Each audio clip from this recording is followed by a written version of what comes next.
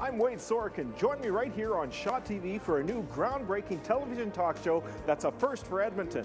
Interesting topics, fascinating guests, fun and surprises, plus your thoughts and opinions. It's entertaining and informative television talk where you join in the discussion. Have your say directly to the decision makers and learn from experts on a wide variety of topics.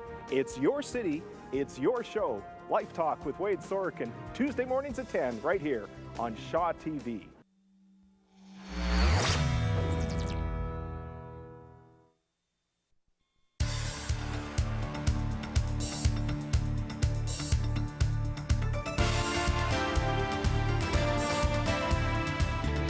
Edmonton's live interactive television talk show, Life Talk with Wade Sorochan, welcoming your calls on a wide variety of topics that matter to you. It's your city, it's your show. Now, live from the Shaw Television Studios in Edmonton, Life Talk with Wade Sorochan. Hello and welcome to Life Talk. I'm Wade Sorochan. We are live from the Shaw TV studios in Edmonton. Life Talk is Edmonton's live interactive television talk show where you get involved in a discussion on a wide variety of topics. So we want to hear from you. The lines are open for your thoughts and opinions at 780-665-5485. That's 780-665-5485. Welcome back to the program. We're taking your calls on civic issues that are important to you. This is Life Talk. I'm Wade Sorochan. We are live on Shaw TV. Our guests are Ward 3 Councillor Dave Loken and Ward 11 Councillor Kerry Diot. The number to call is 780-665-5485. And let's go to the calls, and I believe we have Lauren on the line. Hello, Lauren. Yes, good morning, Wade, and thank you for taking my call. My pleasure. I am very concerned about the cost of the Cats Arena project. Specifically, the mayor and the city administration consistently grossly understate the cost of the Cats project by conveniently failing to add or include the cost of the land, the infrastructure, the so-called winter garden, the community rink, financing costs, the Rexall Northlands lease costs, and most importantly, the inevitable enormous cost overruns that we can all expect to see. Second, let's get comments from our guests here. Understating all the costs of an arena development. It's like she's basically saying it's like a shell game. We're going to end up paying for it somewhere. Well, Wade, everybody knows at this stage, early in the stage, a project of this nature is plus or minus 50%. That's absolutely true. I think we as councillors, I certainly do, and I'm sure Dave has a lot of questions that are going to be answered April 6th. There are questions about, you know, who pays if there are overruns. There are questions about, is there any collateral? There are questions about a string of things that obviously, you know, we're concerned about, and that's why we've asked them, and we're waiting to get that information back. And I know that citizens are concerned as well. Seems to be that they're following our politicians, right? If you do the same job over 5 times and pay yourself double for each time you do it, you're going to make a lot of money without getting any, you know, getting any work done. But we've seen that the snow removal, you know, most of the guys spent the night at Tim Hortons drinking coffee talking about the politicians. Oh, I don't know if that's fair, David. I mean, we were just talking about how, you know, we can look at the policy. Let's not criticize the workers out there, because when they finally came down my street, I was talking with one of the workers on the street, and she said, you know, I've been asked about 500 times to clear, you know, little areas for people so they could park, get rid of their windrow. Says I've had to say no. I'm working this is my 14th hour right now. I want to get home to my family. So, I mean, I think for the most part, everyone was out there working pretty hard. Well, I went out myself to look at my ward several times. I drove around my ward several times, and yeah, we had some problem spots, and we had to clean some things up. But I saw our men and women out there, and not just our own employees, but our private contractors as well, working day and night to keep these roads clear. Let's get back to the calls. Let's say hi to Dallas. Hello, Dallas. Hi, how are you? Hey, if I felt any better, I'd have to be restrained. Welcome to the program. Thank you very much. I don't really have a question, just kind of a comment. I think you guys are doing an excellent job. I do. I think the city of Edmonton, you know, I've lived here my whole entire life. It's snow removal and everything like that has always been kind of an issue. It's getting better and better, and I don't really know what people expect when you drop a whole bunch of snow on the city and we're supposed to clean it up immediately and let's get to the point and let's blame somebody. It's always a blame game. The fact is a lot of people park on the streets, and city workers can't get around it. I have a few friends that work with the city, and it's lots of stress on them, and I think the city is doing an excellent job. So do you think that you're getting good value for your tax dollars, Dallas? I do. I mean, I think that we need to maybe focus on a little bit of different projects, maybe, more infrastructure and maybe a little bit more of schooling and different things like that. But as for the snow removal, I think everything's fine. All right, we're back. My guest is Gary Woloshnik. He's the Senior Environmental Engineer for the Office of the Environment, City of Edmonton. And we're talking about compact fluorescent light bulbs and Canada's new energy-efficient rules for light bulbs and the city's preparedness for the new regulations coming into effect next year. And we want to hear your thoughts at 780-665-5485. We have Steve on the line. Hello, Steve. Hello there, Wade. Hi, Steve. What do you think about all this? Well, I just tuned in, so I'm assuming that the new regulations are saying the incandescents are being phased out. Is that correct? That is correct, as of January 1st next year. Okay, well, as to your question, I will be stocking up. And so, in fact, I think instead of stocking up on the incandescents, you might want to start investigating the opportunity of a nearly equivalent system, but it's called a high-efficient halogen.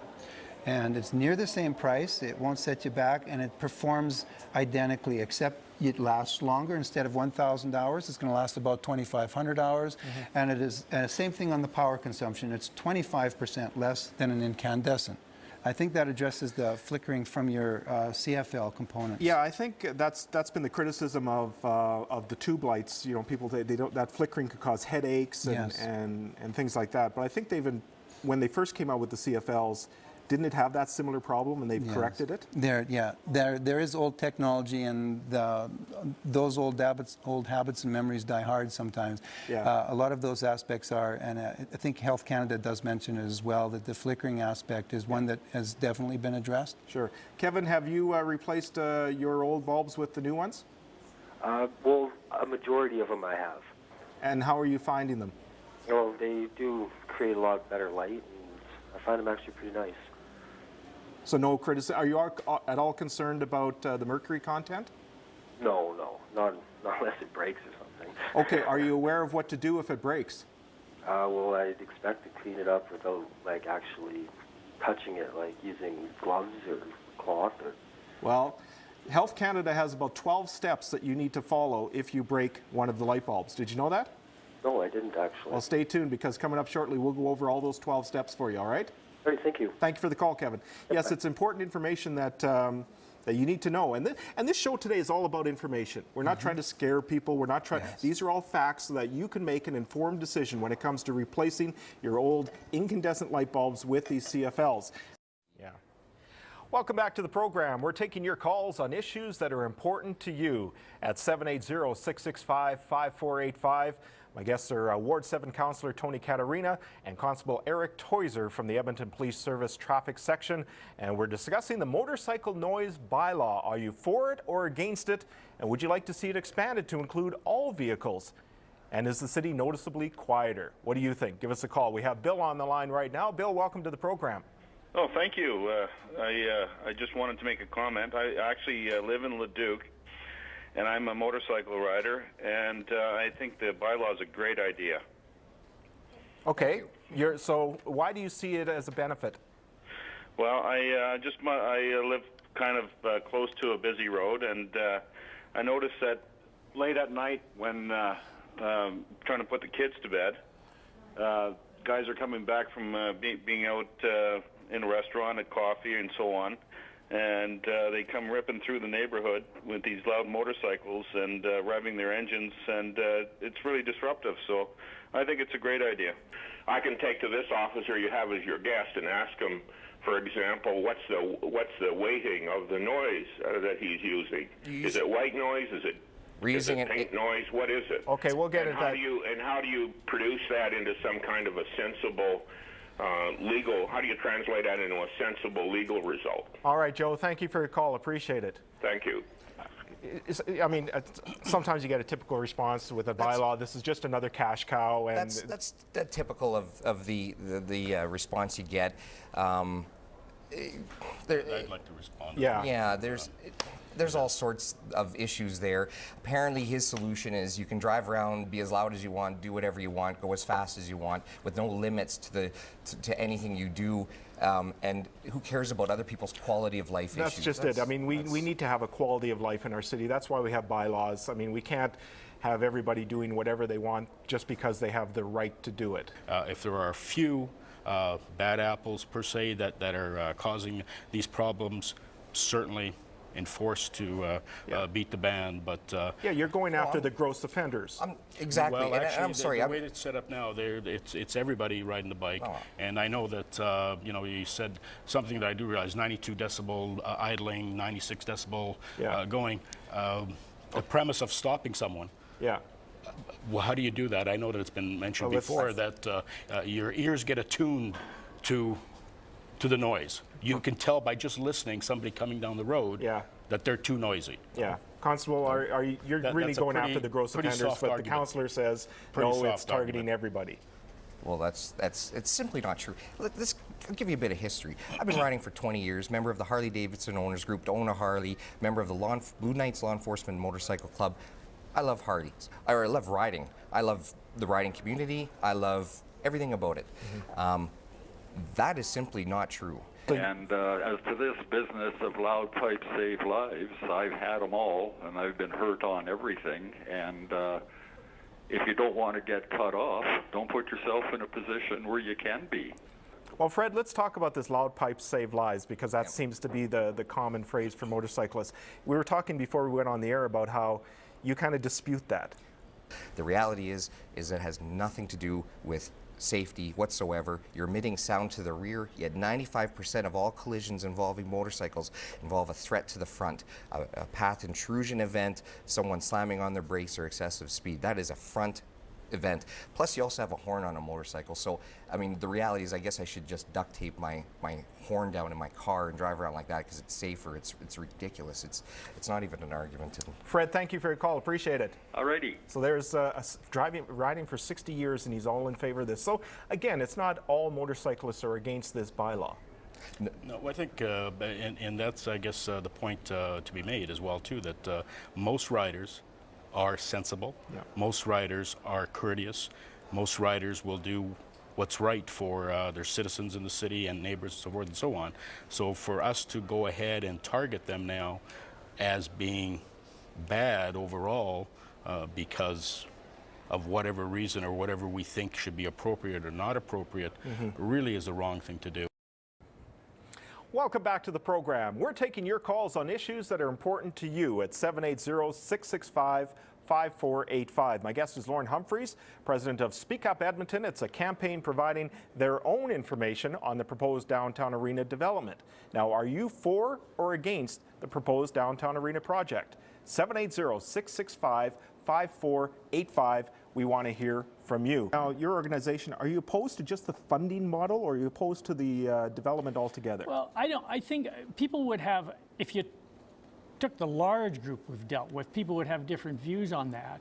Our view isn't being against a downtown arena. The question for us really is whose money, how is the occurrence of financing? And of course, if you go back several years, you'll find the idea was taxpayers' dollars would not be used for this type of facility.